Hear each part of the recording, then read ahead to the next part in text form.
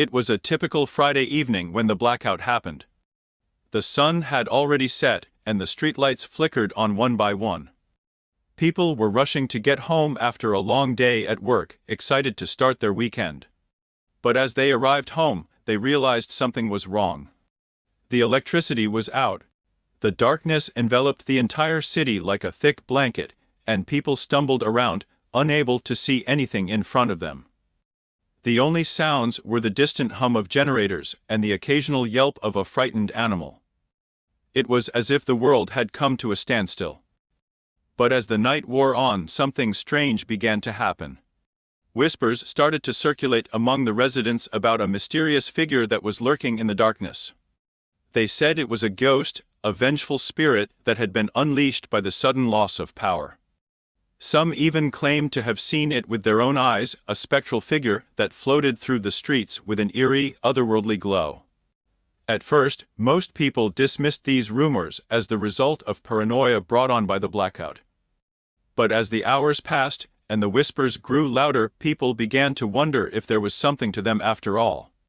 And then things started to get really strange.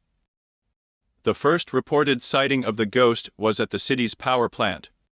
A group of engineers had gathered to try and figure out what had caused the blackout when they heard a noise coming from one of the generators. When they turned around, they saw the ghostly figure hovering over the machine, its eyes glowing with an otherworldly light. From there, the ghost began to make its presence known in more and more overt ways. People claimed to see it floating through the streets, sometimes accompanied by a chorus of whispers that seemed to emanate from nowhere. Some reported feeling a cold chill run down their spine when it passed by, as if the ghost's very presence was enough to sap the warmth from their bodies.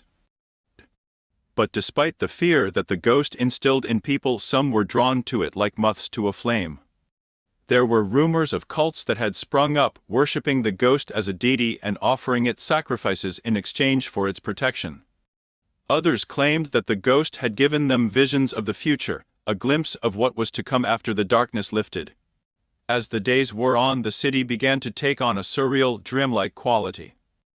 People walked around in a daze, their minds addled by fear and uncertainty. The ghost continued to haunt the city, appearing at random intervals and leaving a trail of destruction in its wake. And then, just as suddenly as it had appeared, the ghost vanished.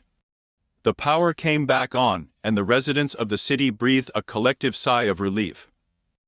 But even now, years later, people still talk about the blackout and the ghost that haunted the darkness.